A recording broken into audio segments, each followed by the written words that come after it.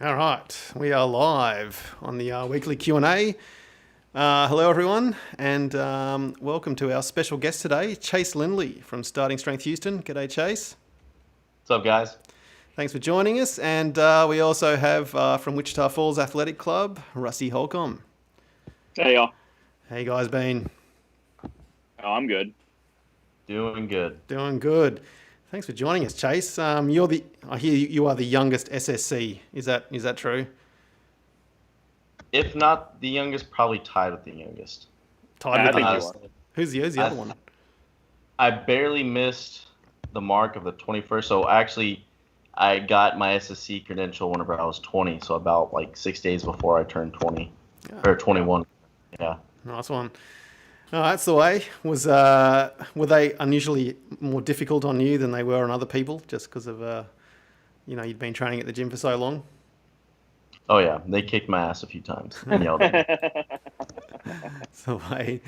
All right. Well, there was an interesting thread on Reddit during the week. There was basically a guy wants to know if you can make a living off coaching, and he's talking about becoming an SSC. He thinks the criteria that he's got right now is an apprentice level 2. I don't know if that means anything to you guys. If he's gonna go into like an affiliate gym or a franchise gym, he's basically platform ready. So he kind of knows the material. Yeah. I gotta see the guy coach. Yeah, he said he's been lifting for over 7 years, coach individuals through the novice progression. But yeah, I mean, what do you guys think? Like, can you make money coaching? Oh, definitely. Yeah. I mean, Chase probably has a better handle on what it would be like to working for for one of the franchise gyms. Rip's gym is more of it's an affiliate gym. It's not, a starting strength gym. It's an affiliate of a starting strength gym. So it's a little bit different where I'm at.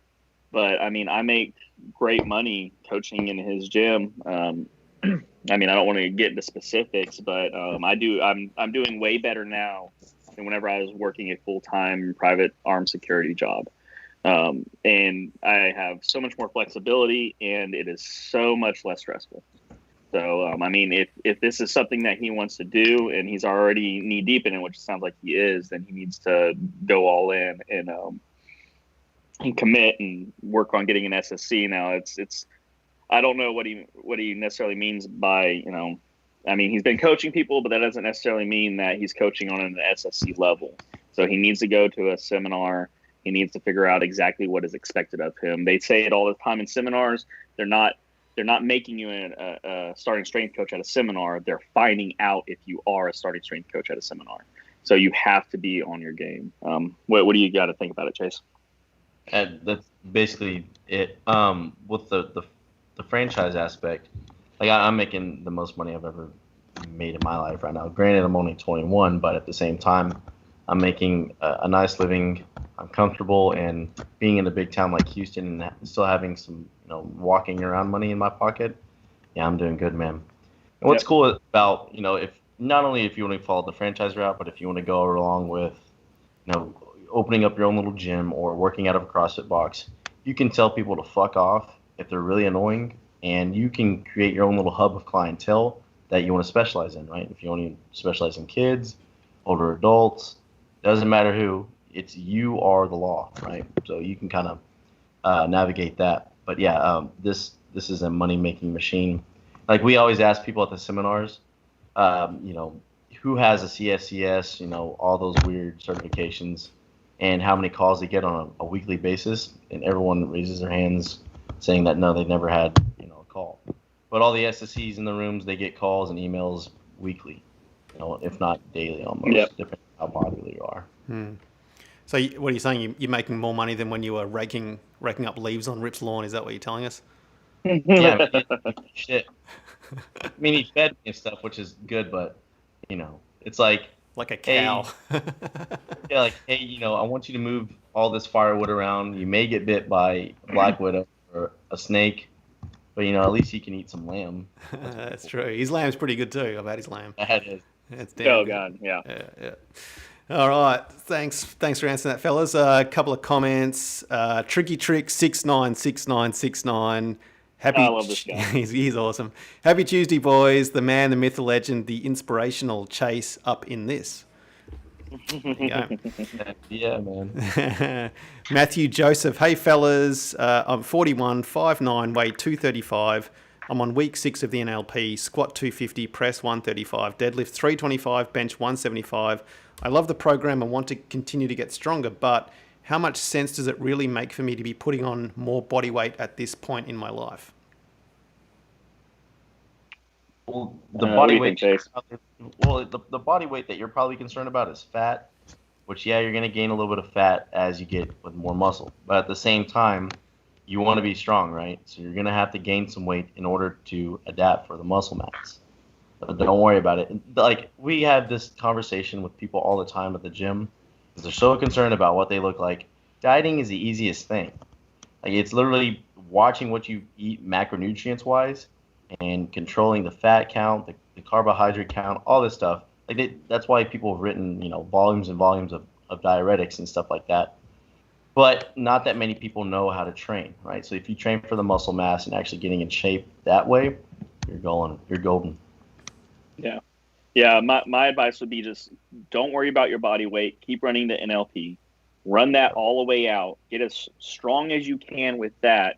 Whenever you start going into something a little more heavy, like medium, then if you want to cut back and on your calories, cut back on fat, lose a little bit of body fat, that's cool.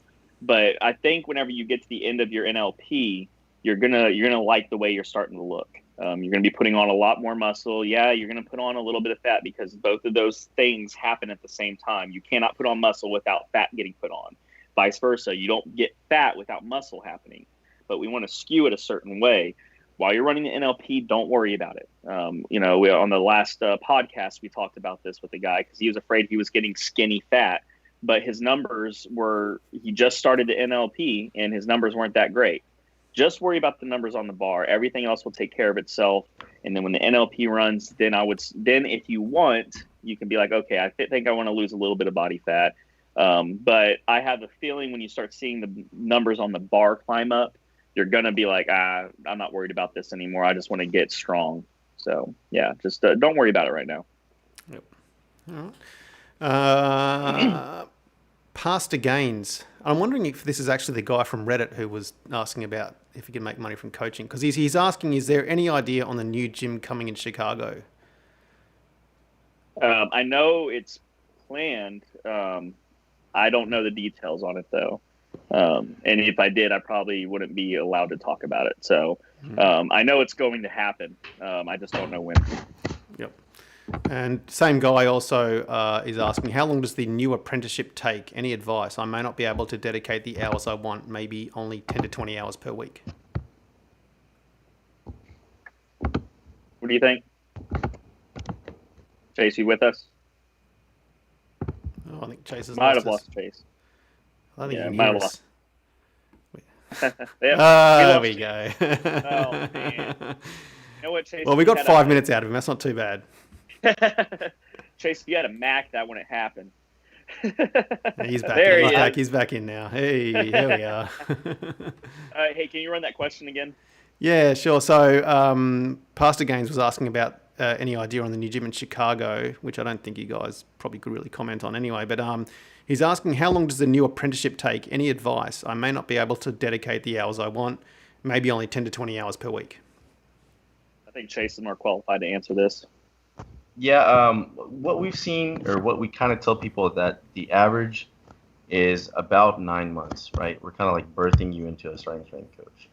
Because the big thing about it is that we want you to get on the pipeline, right? The pipeline is the best thing for getting the educational experience. And then it varies, right? Some people pick up a coaching eye a little bit sooner than others. And then some people absorb the material a little bit sooner than others. So whatever, suit is your strongest, the other lacking suit is going to be the big time that you're spending the majority of your time working on, right, and honing your skills. But the pipeline is literally there to make it easiest on you. The coaching staff is there, and they literally hold your hand through everything. And at times they put you in situations where they think that you're going to be challenged and you're going to have to really work with the client. Like we have, like currently I have like 3 apprentices at one time, right? And what we do is I literally go around and I watch them cue, and then I give them an assessment right after each set. Like, hey Bob, you fucked up about this guy's depth. Watch his knees next time. Or like I walk him by, I'm like, that was a nice cue, but what would you say if that cue didn't work or something like that? So I'm there right there. I'm in his ear, and I'm kind of deciphering what he's thinking about, and we work through the problems together. Yeah, I'm pretty sure this guy's in Chicago. So what would your advice for someone who doesn't really have access to a starting strength gym or a lifting gym be? I think Chase is on 100% about he needs to get on the pipeline. But the big thing about pipeline, those are for coaches. So he needs to find somewhere to coach. Again, we know there's going to be a starting strength Chicago. We know that's happening. I don't know the timeline. And like I said, if I did, I probably wouldn't be able to talk about it. But it's going to happen. So he needs to start thinking about it now, how to become a coach. And if that means getting a BS certification like NASM and then going to a Gold's Gym and saying, I want to coach here, teach the starting strength method there, any kind of Globo gym, normally they just need a BS certification. You can go online and find certifications that literally take a couple hours and you are a certified personal trainer, quote unquote. Get a BS certification, find a Globo gym, start training people, put them through the method the best you can, get on the pipeline. Because there will be there's going to be coaching deals where you actually have to send in videos of you coaching and whatnot.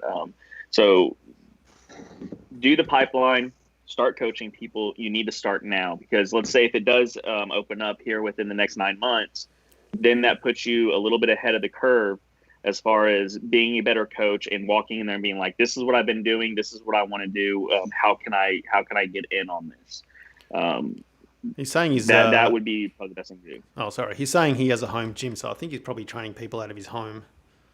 That works just as fine. Just Perfect. Stick with the method. Read the books. Don't train anything outside of the method. You need to be an expert on this method by the time you decide you want to go for your SSC. But because you don't want to waste time, you don't want to waste anybody's time, you don't want to waste your time and money. So I think you're on the right track. If you're already coaching people, get on the pipeline, go through that course. That will make it substantially easier when you do have to take the final exam. Yep. And Pastor Gaines, if you missed the start of this stream, we actually talked about your post on Reddit about if you can make good money coaching. So scroll back and take a look at that if you get some time. Got a couple of other questions. Travis Reed, morning gents. Good to see you're on here, Chase. You're everywhere today. I just watched your pin press video, which was great. Good work, mate. Thank you. All right. Jeff Riggins, better bring a gun to the gym in Chicago. Laughing emoji. I think guns are illegal in Chicago. Nobody has them. They're impossible to find. And nobody is killed by guns in Chicago ever. They're all at the mayor's house. She's they're guarding the mayor. Triggy Trick 696969. Question: overhead press. Should I be resetting each rep at the bottom, or doing the hip forward motion, or just naturally rebound back from the descent? I would want you to do the hips 2.0, right? So that's involving more muscle mass. It's involving more weight on the bar, and basically it's checking off the criteria that we're looking at in judging a lift, right? If you have some weird hip issue to where like it hurts doing it, or your low back is really tired, or you're fucked up, then just do the hips, what we call the hips 1.0, where you essentially strict press the first rep, you hold it at the top, breathe, and then use a bounce out of the bottom, and essentially the rep starts at the top. But you're going to be all right using the hip 2.0. So you got to get used to using that. Eventually, too, if you want to coach that, you have to be familiar with the movement. What Chase said. Oh, this is no fun. See, when we have Alex on, we get some back and forth. Like you guys are just like twins or something. It's like identical twins, just parrots. Underneath the head honcho, man. Yeah, that's right. He learned in the WFAC. I learned in the WFAC. I mean, whenever I was becoming a coach, when they hired me on, I shadowed Chase for how many months? 3-4 months. Yeah. Yeah, Houston's something like that. sweet time getting prepared. Yeah. But, Were And, you I raking slowly- his lawn? Was that also part of the apprenticeship? no, I didn't have a lawn at the time, so. Okay, Pastor Gaines, the guy from before, he said he really appreciates the answer, Chase and guys. He says, I am the dude from Reddit, and I have coached my mum the method and some younger bucks. I'm excited for the apprenticeship. Good work, man. Yeah, get as many clients as you can. The more experience you have with more different people with different body types, the better of a coach you are. And whenever you show up to the seminar and you do the platform, I mean, they're going to stick you with the most screwed up looking person, and you're going to have to fix them. So the more experience you have, the better you're going to be. Yep. Bailey Parker, yo. All right. Hey, yeah, he's my online. He's your online client. Okay, righto. Okay. It's good to see he's got a question for us. All right, let's rip into some form checks. Excellent. Okay, we'll start with the A's. Andy Maybank. Got it. I think we're going to see a press here. Future reference, Andy. It's really hard to see a lot of stuff because the plates are blocking a lot of what's going on in the bottom of the press, and we also would like to see what your legs are doing. Overall, I think these are pretty decent strict presses. Clearly, you're not doing the hips. If you're going for strict presses, I would still think about squeezing your elbows in tighter and pointing them more forward and holding them in that area as you start driving the bar up. You're going to have to externally rotate at the top, but that'll happen on its own when you start to shrug. So at the very bottom, squeeze your elbows in and point them straight forward. What do you think, Chase? That's basically it, man. Andy at the top, just straighten your wrist. And, yeah, just kind of nitpicking, little small stuff. But Rusty kind of hit the big stuff. That and the head movement. I don't really like how your head is kind of moving around. Just leave the head stationary and just shrug, man. Make your biceps touch your ears. Other than that, that's it. Cool. That's good. Good work, Andy. Thanks for the video. Up next is BTHUR. I think her name's Becky. Asian Becky. That's what she's going by. Oh, she asked me not to say that. Oh, no. She what? thought people might get offended. Normal- she thought people might get normal offended with Asian Becky. I'll get offended because she's Asian. Because I don't know. I mean, I said I wasn't going to say Asian Becky, but you let the cat out of the bag. I'm sorry I let everybody know you're Asian, Becky. Yeah, well, you shouldn't have put it in there in parentheses. But Yeah. Well, that was to remind myself who it was.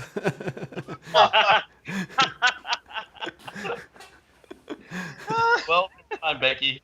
You did good. Sorry, Becky. We've all been I'm so cancelled now. sorry. All four of us have been cancelled. Oh, man. Okay. All right, let's pull it together, guys. Serious. All right, you want to take this All one, right, Chase? Chase, you want to start this one off? Yeah, first off, that's high bar. So, I mean, if you're wanting to do high bar, that's cool, but we went to low bar. Stance looks a little bit too wide. And your depth is high as hell. Yeah. So you're going to have to work on bringing in that stance just a little bit. We want it underneath the shoulders and try to get the bar down. So I would like for you to take a little bit of a wider grip and then slowly bring in your hands as you get more comfortable with that low bar position. Lean over, right? Point your chest to the floor, ass back to the wall behind you, and get comfortable just getting down there. If you're having trouble with finding depth, I see that you have a lot of plates on the walls or something. Stack, something underneath you like a box, enough to where you're hitting depth consistently, but not relying too much on the makeshift box to hit it. But I think your depth is gonna drastically improve once we get your stance in. Yeah. Chase, I'm looking at this. I think she is in the low bar position. Because it's rolling down a little bit on her. She's in low bar. She's right above that rear deltoid. But the stance definitely needs to come in. Think about focusing on getting the knees out and sitting back with the hips. Because your stance is so wide, that's why your knees are wanting to buckle in. So if you bring your stance in, like he says, and keep your knees out, it'll be a lot easier to hit that depth. You might want to take a little bit of weight off this bar until you can hit depth consistently. And as Chase said, you need to be bending over a little bit more. In the first quarter of the squat, your knees need to go to your toes, and then they stop. Everything else is hips after that. So reach back with the hips and then drive them straight up. But you have to hit depth. That is primary objective when you're squatting. You have to hit depth. If you don't, then they don't count. So go ahead and send us a video next week and make sure the crease of your hip is going below the top of your knee. Yep.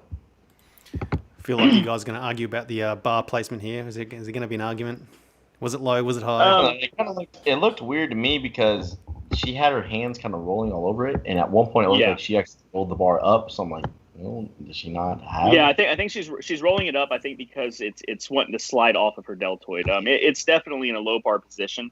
And I think she's losing it a little bit. And she's doing this to roll it back up because it's getting on that deltoid. Yeah, Becky, you need to go back to the book and consult the proper bar position. Yeah. And send us another video, and we'll definitely check next it week out. send us a video. Make sure you're hitting depth. Yep. If you bring your feet in and get your knees out, I don't think depth's going to be a problem for you, but you might need to take a little bit off that bar until you can figure that out. All right. Thanks, Asian Becky. Sorry we got you cancelled, but that's the way we roll from these live streams. We've got Asgard next. Pretty sure we had this guy on last week as well. We did. Yeah, from where is he? Somewhere in Scandinavia. All right. I think we had his deadlift last week, didn't we? Maybe his bench. I can't remember what lift that we watched. All right. So let's just start with the knees first because I love talking about knees first. You're letting your knees go the entire time. So when you start your descent, they start moving and they don't stop moving until you get to the bottom, and then they start pulling back, okay? You need to think about stopping your knees right at your toes and sitting your butt back harder. It's going to bend you over a little more. You'll be fine. You're strong enough to do that. And then at the bottom, again, drive your hips straight up. You're also squatting ass to grass. You need to cut that off a little bit. The crease of your hip is going all the way down, and you're kind of rebounding off of your calves a little bit. You need to stop that. So again, your knees stop, hips go back, bend over a little more, stay in your hips on the way up. If you do all that, this weight will probably feel a whole lot easier. You're starting to slow down pretty hard because your hips are dipping forward, and then they're scooping back to get back to the top. So remember, hips stay back the whole time, and at the bottom, they drive straight up. Yeah. He's just losing the low back, and that's causing all the knee shift and stuff. Man, what I would have you doing, Asgard, is maybe tempo squats. I think you kind of slowing it down, count to 3 or even 5 on the way down, staying tight the whole entire time, and man, you'll have a good squat. All right, there you go, Asgard. Got some comments. Jay Russo. Hey guys, with novice clients, do you sometimes have to interrupt the linear progression because their form just never gets good?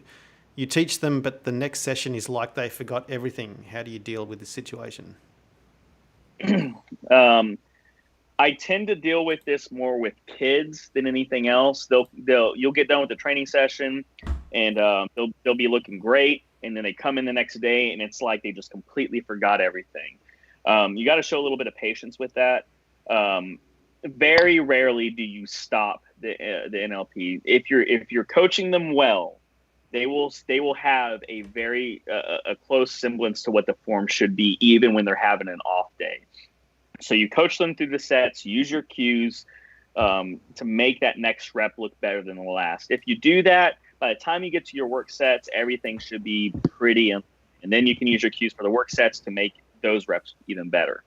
But very, very rarely, if ever, do you stop the NLP to fix somebody. Now, don't get me wrong, there are a few clients that it seems like for some reason they just fall apart, and you kind of have to take a pretty big step back to fix it.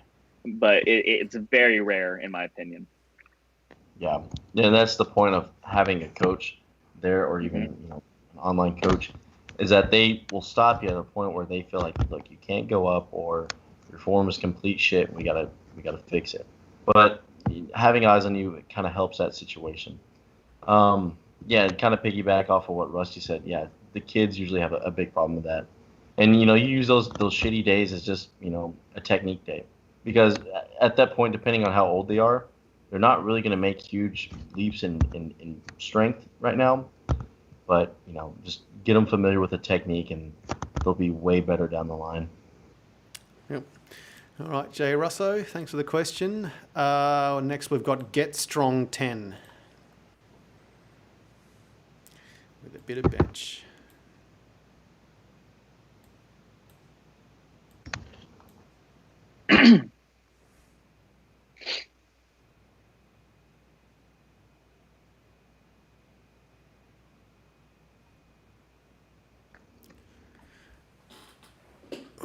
It's a long time to be setting up.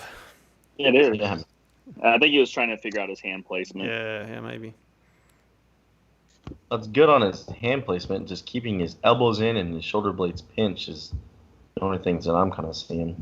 What I like to do, whatever your name is, Get Strong 10, is whenever you're unracking this by yourself, what I like to do is I like to scoot really far off the bench and actually slide my shoulder blades back underneath me, like I'm putting my shoulder blades in my back pocket, and I'm getting my shoulders more underneath the bar to where I can easily take the bar out. Now, it's kind of difficult with the J hooks here, but you're going to be in a better position to where you're not going to lose your shoulder blade position and your elbows aren't going to flare out as much. Yeah, I have nothing to add to that. Yeah, the elbow flare and the losing the tightness in his scapula is the only things that he really needs to fix on this. Yeah. Yep. Okay. Good one. Get Strong 10. Thanks for the video. I am EM. I don't know how to pronounce this guy's name. EM 2020. All right. Anyway, I think we had this guy on last week as well. He's got a pretty sweet setup there. Yeah. That is nice.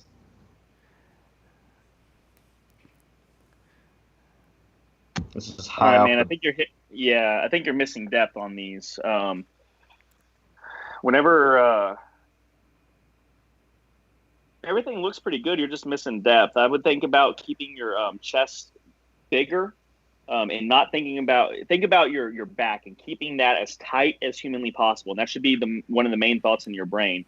I can't see your feet, but I guarantee that your knees are coming in a little bit. Think about pushing your knees out a little bit harder. Generally, whenever people push their knees out, they tend to hit depth a lot easier because they're not getting that feedback from their thighs hitting their hip saying, okay, I'm deep enough, time to come back up. When you get your thighs out a little bit harder, you can sink down into it a little bit more and then think about driving your hips up. But those are the main things that I would fix.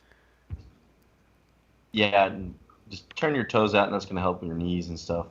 And also, yeah. I mean, I think these safety pins may be a little bit too high. I'll probably drop it. So, and then that way, what probably happened is that in the past you hit that shit and it's freaked you out, and you have this like weird PTSD about it. Man, drop it a hole and you'll be fine. Yeah. Hey, humor me for a second. If you guys go to, let's see, 8 seconds in the video and pause it, is it just me or is the bar kind of looks like it's sitting on his trap and not his deltoid? No, I think it's right. I think it's low. Yep. That's low yeah, bar. I'm looking in the mirror and it looks like it's low bar the whole time. Yeah, because you can see it on one shoulder, but it sort of looks like it's anyway. All right. Yeah, I don't think he's letting that bar creep up any. I think it's exactly where it needs to be. Lower your safety bars and hit depth, man. It's the same thing I told old not Asian Becky. You have to hit depth on every single one, or it does not count as a squat. So make sure you're hitting depth. If you have to deload a little bit to make sure you're hitting it, and then add the weight on a little bit later, do that.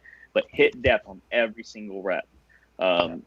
Especially with my kids that really have a hard time hitting depth. I just make them repeat the reps until they hit depth. So if they don't want to do sets of 7, then they're going to hit depth on 5 of them. Yep. Question, Sheikh Ahmed. what does it mean to drive it back when bench pressing? So if you kind of look at the diagram and starting strength or some of the videos, when people bench, we don't want them to come straight down whenever they touch, right? So it's actually at a lower point to help save their shoulders from impingement. So they're hitting like the nipple to xiphoid sternum area with the bar. So that's several degrees lower, or actually inches lower, than where we typically say straight down is. Now, if you come straight up from where you touch, that's an unnecessary moment arm on the shoulder that you can't overcome as the weights get heavy. So whenever the bar is now coming up, we say drive back to the spotter, to the uprights, or just back in general to kind of overcome that unnecessary moment arm. Yeah, you want to finish the rep where you start the rep, which is going to be over the shoulders.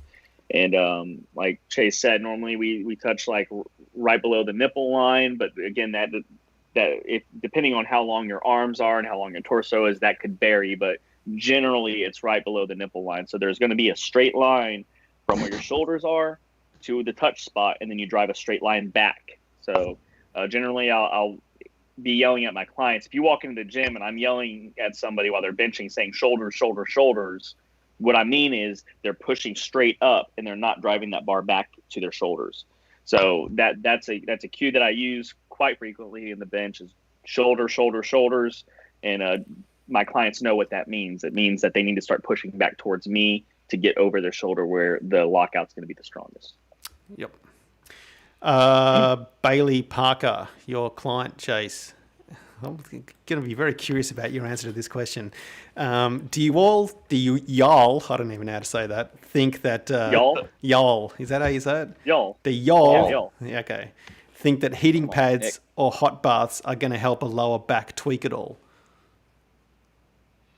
I mean, not really. It feels good, but no, not really. It's just blood movement does, right? And yeah, the added heat and stuff like that helps circulating the blood and stuff. But if that tweak is very superficial and deep in there, I mean, you're gonna have to boil the hot water to make it any sort of, efficient. Just get underneath the bar, do a bunch of reps with the empty bar, and just slowly star method, essentially doing 3 sets of 20 if it's that bad, or doing whatever you can, doing like Will Morse is really good about this. Finding a weight that you can, easily load on your spine, let's say like 225, something that's kind of relatively heavy to you, but then you do, 8 sets of doubles or 10 singles, something that you're keeping the intensity high, but then also adding a lot more volume to it. So you're getting kind of like the pump from the added number of sets and keeping the intensity high instead of just backtracking so much.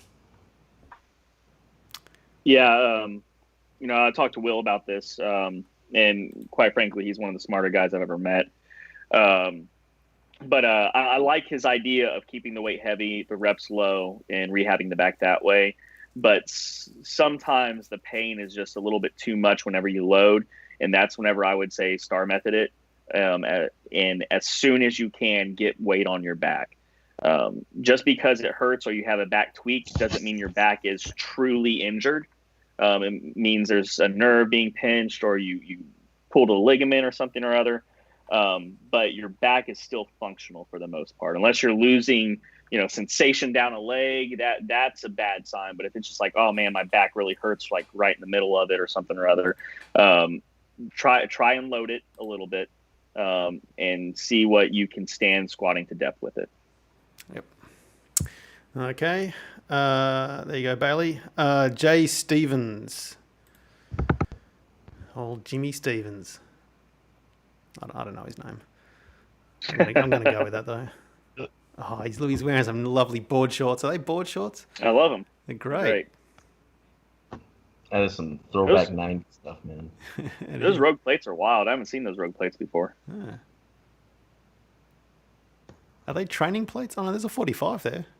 Yeah, there's a 45. I think they're bumper plates. Oh, Hey, we got the doggo. We got the doggo. Oh, that's awesome. For video so far. I'm not watching his squat anymore. Yeah. Come back, dog. I can't remember. Is it my turn or your turn, Chase?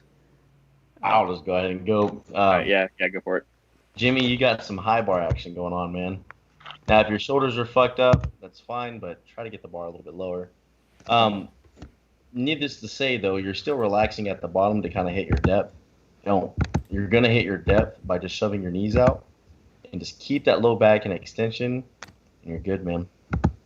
Yeah. Yeah. With what Chase said, the only thing that I would add is, I mean, you are doing a low bar squat style with a high bar. You've got to get that bar lower, put it right on the stack it on the meat of the rear deltoid. So right below the spine of the scapula, right above the rear deltoid will be holding that bar. Once you figure that out, a big thing that will help your hips is stopping your knees. I know I talk about this all the time, but everybody wants to let that knee slide happen the entire time of the squat. You've got to stop it and keep sitting back. It's going to make everything feel a little bit tighter in the bottom. It's going to make your hamstring feel tighter, but we want that tightness to spring off of it and then drive our hips straight up. So try and get that bar lower. Think about stopping your knees and sitting back a little bit harder. Yep. All right, Jimmy. Good work, mate. Send us more of the dog as well. It's a pretty cute dog. Kenneth Quattrocchi. That is an interesting start. We've had Kenny on before. I think I remember admiring his calves. Yeah, he's got great calves. They are great calves. Very jealous. I'm going to see Chase giggling in the background there.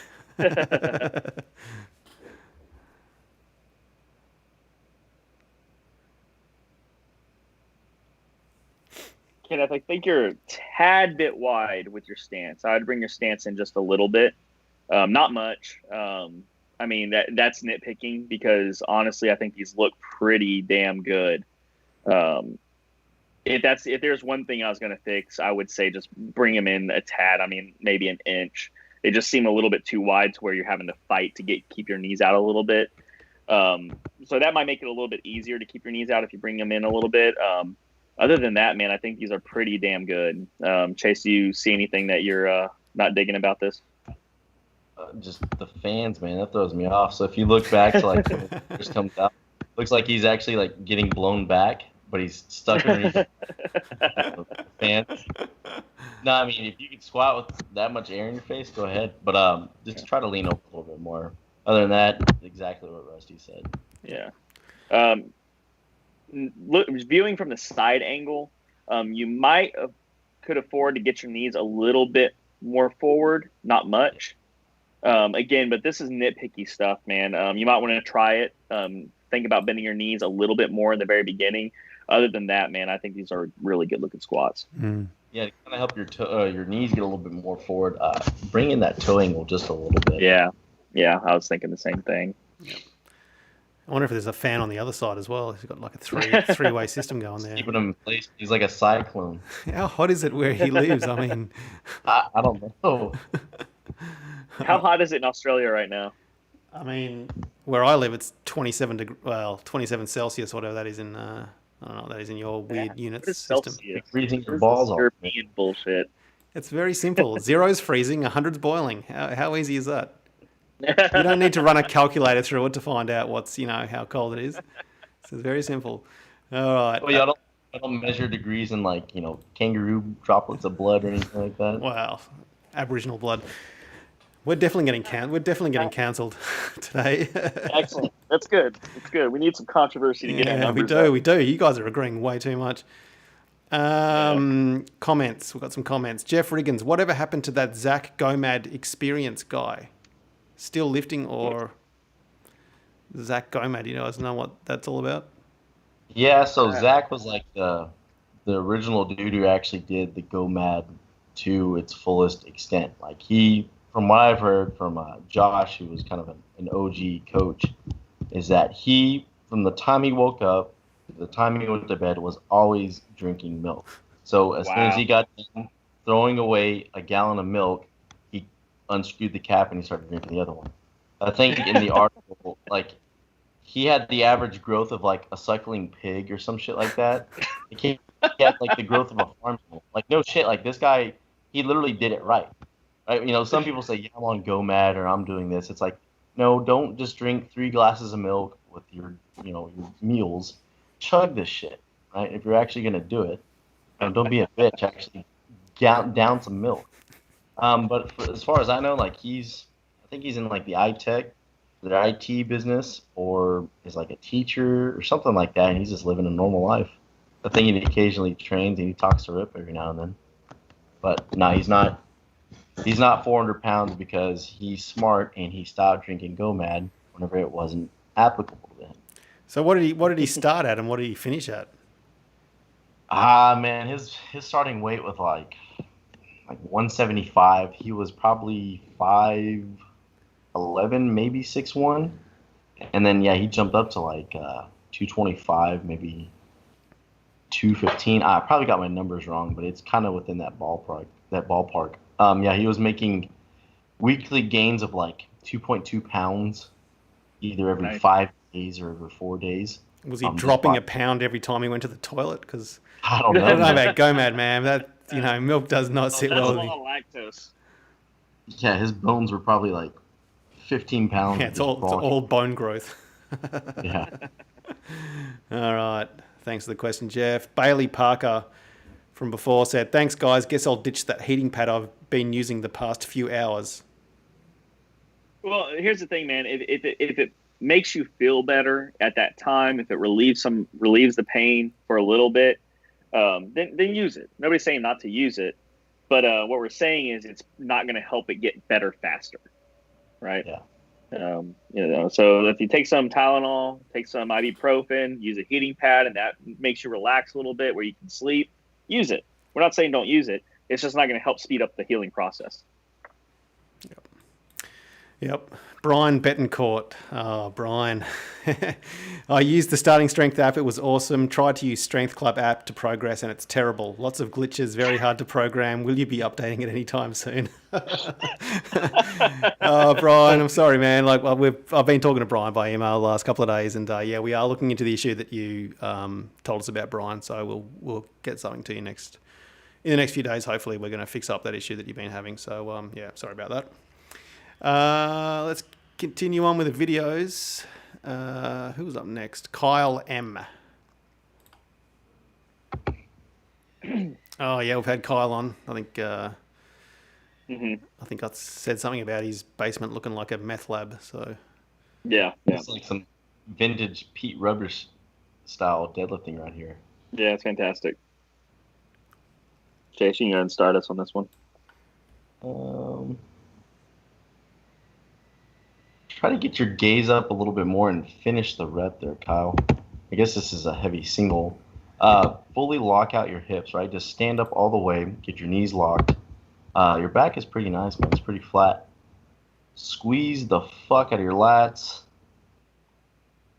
That's basically it, man. Try to get some lifting shoes, too. I hate whenever people deadlift in Converses or even just lifting Converses. It throws their balance to shit, man.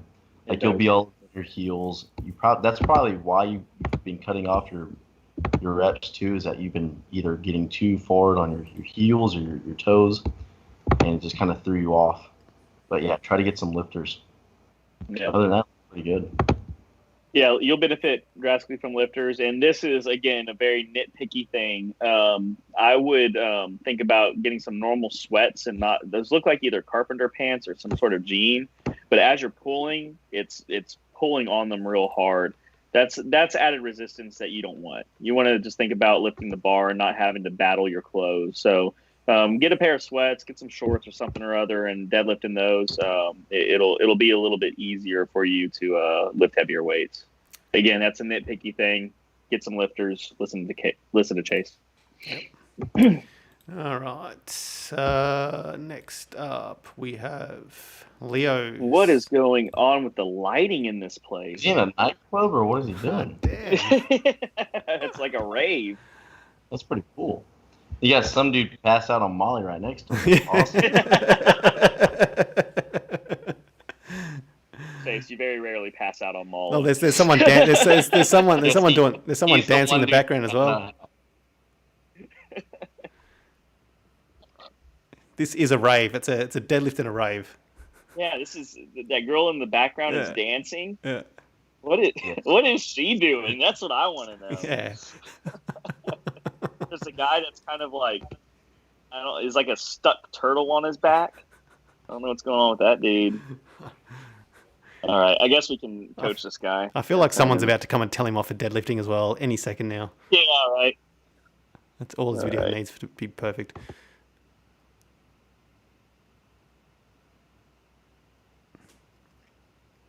All right, Leo, these aren't bad, man. They're not bad. Chase, do those look like full-size 45s to you? I don't know. That's why I was wondering if he's setting the bar on the pads there. I think he is. I wonder if it's because of the noise or I don't know. It's kind of weird. those maybe. Yeah, he's definitely setting it on there. I wonder if those plates are too little. And I think it's because of the those. It looks like they have kind of notches on them around the outside. Oh, they do, yeah. So he's probably trying to stop the thing from hitting those notches and rolling back or forward.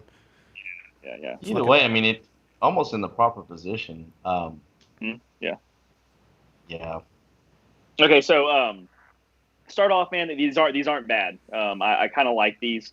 You need to get your upper back a little bit tighter. So whenever you start setting your hips, think about pointing your sternum to the wall in front of you without moving your hips. So when your hips are high, you squeeze your chest up as hard as you can to get full lumbar extension and make it as tight as humanly possible. Think about taking your shoulder blades and Chase said this earlier, putting them in your back pocket. Reach back and down as hard as you can, and then start driving the bar then. When you do that, when you set your chest, as soon as you start pushing the ground, the bar should start moving. There's a little bit of hip movement right before the bar starts moving. If you squeeze your chest up enough and make it solid, as soon as you start pushing against the floor, that bar should start moving too. I'm convinced the girl in the background's doing some sort of rain dance. It's weird. It's real weird. I didn't listen to anything you just said then, Rusty. I was just watching. Yeah, it's fine. No, it's super hypnotic. Yeah, super distracting. Crazy. This is the thing that always blows my mind is like, okay, if you take an alien and you go, look, man, I want you to pick out the most weird, most you think this is going to hurt you the most exercise, and you just click on the person. Like, this alien has to be clicking on either the chick back there or the dude who's getting crushed by this medicine ball. Leo over here he looks perfectly fine. Leo's doing great. Yeah. The other is like, you're going to shear your back in half. He's actually, Leo has actually joined us in the comments. He said, hey guys, the plates are smaller. So I think that's why he's got it resting that's on that. That's what I was thinking was going on. They didn't look like standard 45-pound plates. Yeah. So that makes sense. But Leo, these look pretty good, man. I would just worry about getting your back a little bit tighter, squeezing your chest up. So as soon as you start applying the force on the ground that's going to move the bar, your hips don't move first. Everything moves first. All right? Yep. Triggy Trick 6969. What the actual fuck is happening in this disco video? Yeah, I'm with you there, man. Okay. Got another question. Matthew Joseph. Question regarding wearing lifters for deadlifts. Doesn't that increase the range of motion? Sounds like they would make deadlifts harder. No, man. No, man. So yeah, go ahead and take it, Chase. So people are all anal about, this added extra, 3/4 of an inch is going to help, throw my game off, or I'm not going to lock out a heavy weight with, not even an inch of added range of motion. If you can't lock out that small of a distance in your range of motion, you're not going to lock it out even in the flattest shoes or even barefoot. It's going to help support your arch foot, right? The arch of your foot. If you're deadlifting, 500 pounds, 400 pounds, your arch is going to get splayed out and you're going to have feet problems further down the line. Or you may not right now, but I'd rather you have an arch support. And what it's going to also do is going to kind of put the angle of your shin a little bit more forward, and you're going to get a little bit more quads off the floor. So like what Rusty was saying with Leo about pushing the floor and keeping his hips into position, it actually helps you get into the proper position and push, right? It utilizes your legs and your hips to help to move the bar, Yeah.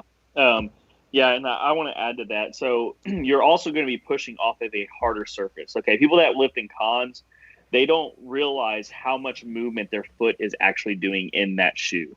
And that shoe compresses on top of that. So whenever you start lifting a heavy load, it just pushes you down even harder.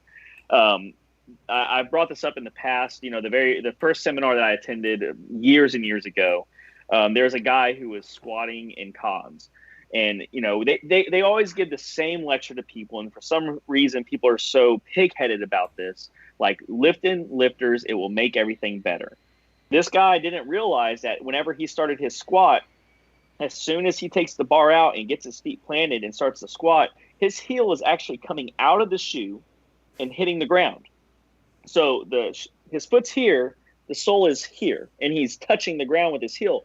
He can't realize that because he's got almost 360 pounds on his back, but it's really jacking up the way his foot should be working.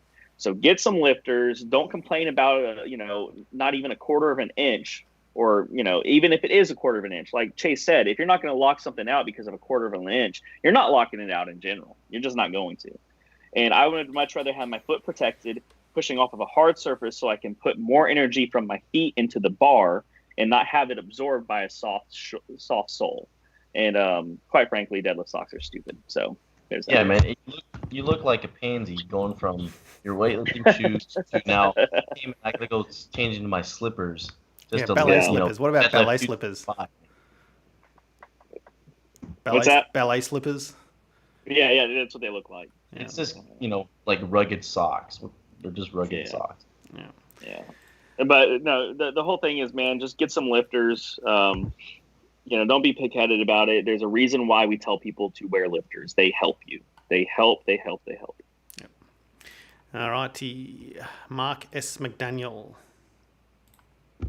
I've had this guy on a few times, I reckon.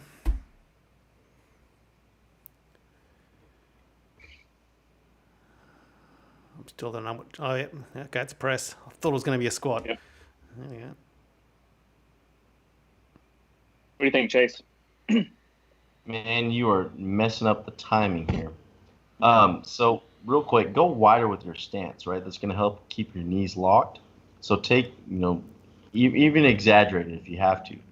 And then, practice this with the empty bar, but work on sending your waistband, your belly button, your quads, something in that general area forward to the wall in front of you. All right, so put your hands on your hips, squeeze your abs, and send your quads way the fuck forward. Right? So do that a few times, then add a little bit of speed to it. Okay, once you kind of have that down, put the bar back in your hands, and you're just going to feel that bounce, right, that the hips are going to generate. Now, in your mind, you're going to have to think of a kind of a catchphrase, right? What I love telling people is hips press, bounce press, something to where they kind of get the timing or the cadence down in their brain, right? So you're going to bounce the bar and press, right? On that first rep, you kind of muddled it all together, and then, kind of had this brain fart at the top about, oh shit, now I got to shrug. No, right? So just work on the general overview of just hips and press, and say that about 5,000 times in your brain, and you should be good. Keep your elbows up, all that stuff. Yeah, that was going to be the only thing I was going to add, because everything else he hit on the head. I would also worry about keeping your elbows up and in, and keeping them pointed forward as long as possible throughout the press. Everything else Chase said, spot on. Kind of got to start from square one on these. Yep. All right, Mark McAdee, thanks for the video. What we got next? Melon Chicks. Okay. Man, these are some fancy gyms people are going to, aren't they? Yeah. Yeah. I am not convinced that he's got that bar maybe a little bit too low. You think he's got that bar too low, Chase? Seems like it.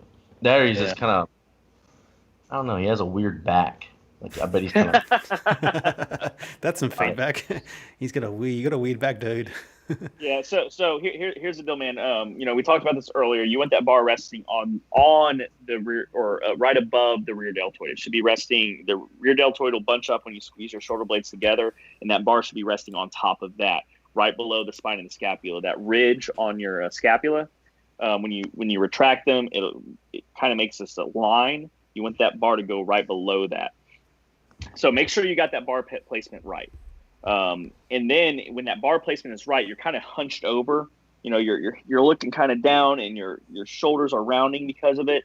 You need to think about keeping a big chest. Like the bottom of your sternum needs to be pointed up, and you need to be squeezing the crap out of your upper back. You want your back to be as tight as humanly possible, uncomfortably tight. If you can maintain that throughout the lift, it makes everything so much easier. Let's see. Look at your knees real quick. I like your knees because they're stopping. There's a little bit of a punch in the bottom, but if you focus on that, you can stop your knees a little bit harder and then keep reaching back. You are bending over with the weight, which is great. You're getting your hips back, but you need to focus on that upper back and making sure that it is nice and tight and that bar is exactly where it needs to be. Quit looking straight down. Look a little bit out. We want you to look down, but you need to look out enough to where you can maintain a more neutral neck, and that will help from you doing this, curling your chest down, big chest. What do you got to add? Anything? Yeah, maybe your grip is a little bit too wide or anything, but yeah, the main thing what Rusty's saying is the bar position here. If you get that ironed out and just the bar grip, it's going to help fix all these streamline problems, right? You're lifting up your chest because the bar is rolling around, not able to hit depth because you're too focused on what the bar is doing, and just worry about that, kind of play around with that on one of your light days or something, and just go from there. I reckon that bar is too low. It looks like he's struggling to hold it in position as he's trying to rack it. It looks like he's got it. He's probably almost damn near where like you take your snatch grip with his hands. Yeah. I think he's got that bar too low. Yeah. If you have tight shoulders, start pressing before your squat. Like do a few empty bar sets and just warm up your shoulders. And kind of do that, there's a few empty bar stretches that you can do that we have on the YouTube page. Kind of just really do that a few times before you start squatting, and you'll be fine. Can we talk about what the personal trainer's got that girl doing in the background? I'm looking at that. I am staring right at that, Nick. I am just locked in on what he has his poor girl doing. Like what's the cue for that? It's just like, point your butt at the wall. Yeah, I don't know what he's doing. He's like talking about her hamstrings, I think, because he's reaching back and feeling his. Either that or he pulled something showing her something. And then he just has her like squatting, like barely in a quarter squat and then standing back up. And I think he just kicked her in the shin. Did he kick her in the shin? He's kicking I thought he was gonna talk about like a shin, offensive attack. Like this is like defend against a sexual predator type shit. Yeah, I don't know. It's weird. Anyway, he's getting paid to do that. That looks so easy. Yeah, it just looked like he wiped his ass too, and he's smelling it. Oh man, boy! All right, all right. We've got a few more questions. All right, geez, we're getting up to an hour here. We're this could be a record for comments. This could be a record for comments. Chase, good work, man. People came to see you. Bailey's got another question about shoes. I think we've pretty much covered that. Let's leave that one. Bailey, you can ask Chase in person that question. Leo Sard from before in the disco gym. He said, I'm having difficulty with my back due to a lack of flexibility and pain in my left hamstring near the hips. I injured it doing the deadlift and it's not healing. Right, run that one more time. I'm sorry. So he said, I'm having difficulty with my back due to a lack of flexibility and pain in my left hamstring near the hips. I injured it doing the deadlift and it's not healing. You may have just really tweaked like one part of your glute, or like you said, maybe if it hurts to sit down, kind of like on your seat bones, it's probably more of like your origin of your hamstrings. If anything, just cut the weight down to a manageable weight and just do a little bit more volume with it. Kind of like what we were talking about earlier with, the Morris rehab and the Star rehab. Just kind of find a weight that you can do and just kind of work up from there.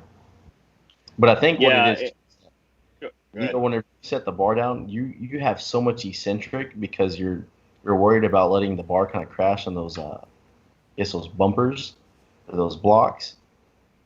Granted, you don't want to fuck up the equipment, but at the same time, kind of speed it up whenever you set it down. Otherwise, your hamstrings and stuff are going to be screaming at you. Yeah, I think that's probably what he's doing, because those plastic Reebok things he's using, he's probably going to destroy them if he drops the bar on him. He's probably worried about that, I'm guessing. Yeah, if you can get a hold of some like thick rubber mats or something or other that you can set it down a little bit harder. I mean, I don't know if your gym has rules on noise. If they do, try and find a new gym. I don't know where you're from or what's available to you, but you might want to start looking around and maybe find a quote unquote powerlifting gym or a black iron gym of some sort, or maybe a CrossFit box that allows you to do free lifting and you don't have to do their stupid classes. Something where you can do your reps without having to worry about, oh, I can't be too loud, I can't I can't use chalk, I can't be too loud, all this stuff. Try and find a gym that allows you to do all that stuff. I know beggars can't be choosers. If that's all you have to work with, that's all you have to work with where you're at now. But you might want to try and spread your wings a little bit. Yep. All right. Okay. MLUXEDR or something. Mluxeter. Okay. Chase, you want to start this one? Yeah. Wow, what's he doing? Man, that I already watched it. It's he's got a Oh, he's squatting with an empty bar. a lot to pick apart on this one. I'm guessing it's probably his first ever workout, so let's go easy on the old fella. Yeah. Just you got to go back and read the book, man. You're not doing it. Well, I know he's kind of worried about taking it out of the rack because, I mean, you're about to hit the wall.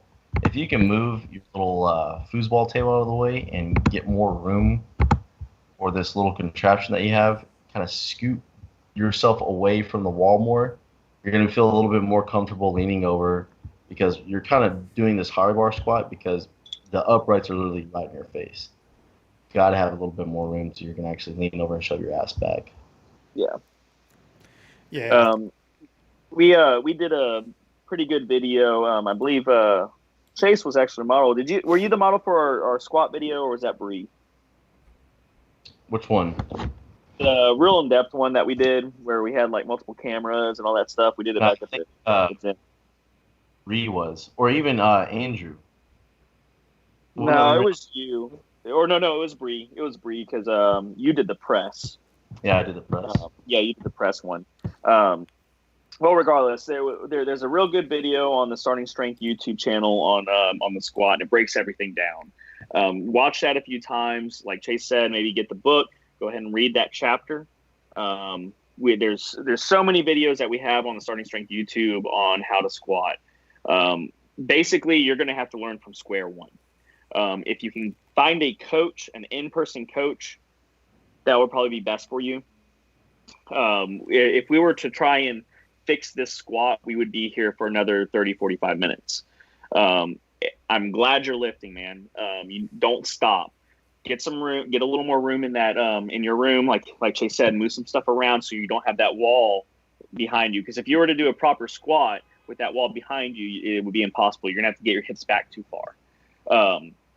Start loading the bar so you know what it's like to actually have some weight on your back after you do everything that I just told you. Send in another video after doing a little bit more research, and we'll be able to probably break down your squat a little bit better. But right now you're starting from scratch, and this is a form check. We can't really go through everything that's going on that squat. But watch some videos, read some articles, read the book, and then send us another video, and we'd be happy to nitpick it. Yep. All right, man, we have got an awesome question. I'm going to save it for the end. But next video is Oros Packer. Oh, we got some subtitles. All right. He's deadlifting on magazines. That is a first. It looks like I don't want to mess with. So right off the floor, you're able to hold your back in extension, but as soon as the plates start leaving the floor, you lose it, right? So you're going to have to think about one, gripping the floor with your toes and just shoving your stomach hard in between your legs. You may have to go down and wait for this, but you need to work on getting the whole entire back set while staying, or getting the back in extension while carrying that through the whole entire range of motion. Get your toes a little bit more on the floor because you're rocking back on your heels, and that's causing you to open up a little bit too much, and that's causing your thoracic spine to round a little bit. Let me see your work set. Yeah, it's rounding a little more than a little bit, man. You're losing it. Yeah, that's. I was grimacing watching that. Yeah, dude. And here's the thing about it: you're less likely to injure your back that way versus overextending your back. However, it's not efficient, and you can still injure your back pretty easily. Um, you need to go down and wait a little bit until you can learn how to set your back properly. Um, you're doing your setup pretty decent. I mean, like Chase said, in the bottom, you look almost in the perfect position. It's just as soon as you decide to start pushing your legs, it's like you forget that you're squeezing your back.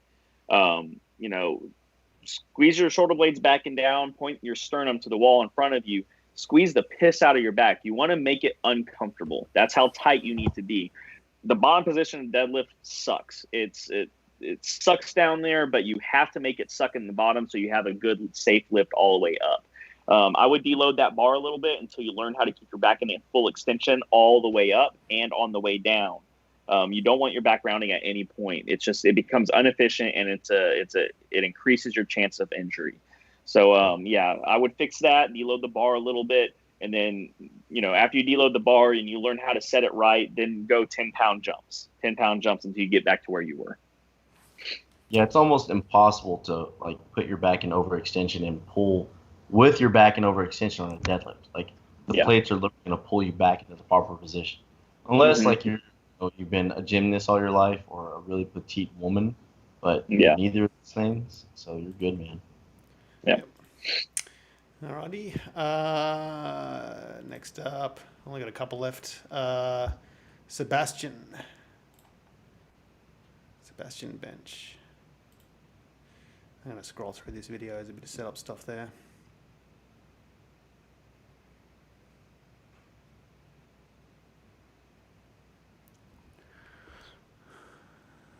Sebastian, these aren't bad looking, man. It looks like you're leading with your elbow pretty good. It's hard to tell because the plates are blocking so much. Your elbows might be dropping behind the bar a little bit as you touch, but these aren't too bad. Think about a straight line from the point you touch to lockout. It's kind of wavy. So lead with your elbows and then use your elbows to drive the bar back. If you think, what I like to think about is I like to think about more my elbows than what my hands are doing, because your hands are going to follow what your elbows are doing. So think about that. Think about straight lines, not wavy lines. And this bench will be a little bit better. But other than that, man, these aren't too bad. I would just tighten up the path of the bar. Take the clamps off the bench, man. Even though you have the pins right and stuff like that, it looks like you're benching by yourself. Even if you have a spotter, what if your spotter, is messing around on Instagram or whatever the fuck and not paying attention to you, and somehow, you think you're fine and you don't set the pins at the proper height. Now you just got whatever weight that you're doing resting on your neck or your chest. You don't want to roll it down to the vital area of like your stomach or your ribs. Just, save yourself. Don't bench with the clamps. And it looks like your bar is a little bit small in diameter. I don't know for sure, but I'll probably work on getting a regular size 20 kg bar. Yeah. Other than that, beggars can't be choosers right now with bars. But if you have with any kind of weightlifting equipment, but if you can, I would try and find an actual real barbell and proper plates. I'm glad Chase caught that, because you don't ever want to clamp your bench, man. That's a good way to die. There's only one lift that we do that could kill you, and it's bench. So you want to be safe when you lift. Yep. Thomas Stavel.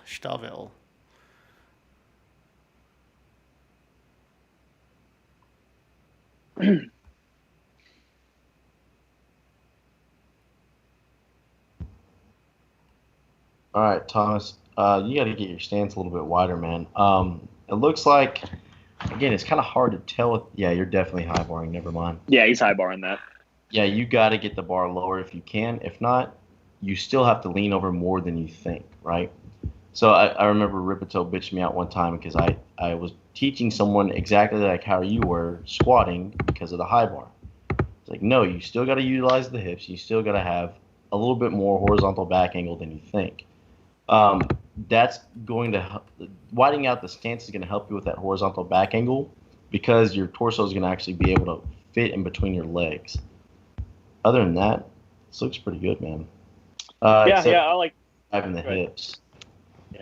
I like these squats quite a bit. If you stay in your hips a little bit harder in the bottom, think about sitting back into a chair that's a little bit further than you're sitting now, and it's kind of just out of range. Think about sitting back down into it.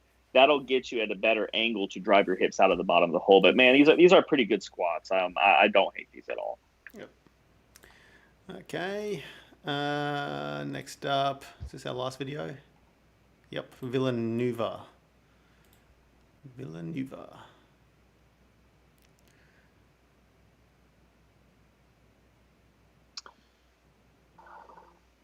these are pretty high, man.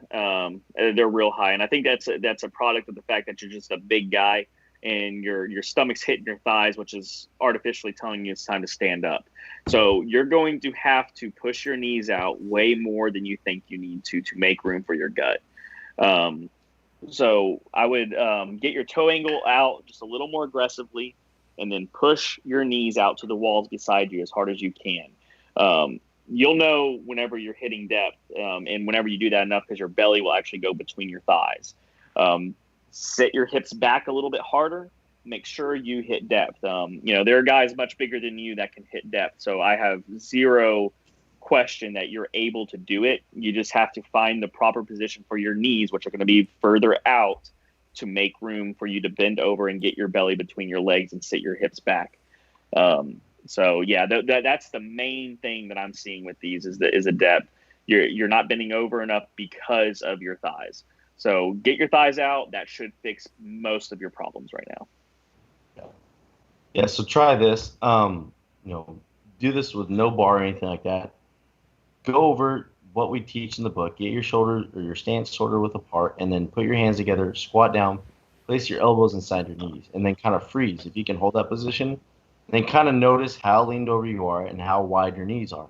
Right. So those are going to kind of be your landmarks about where you need to be whenever you have a bar on your back. Just what Rusty said, exactly what he said. Yep. All right.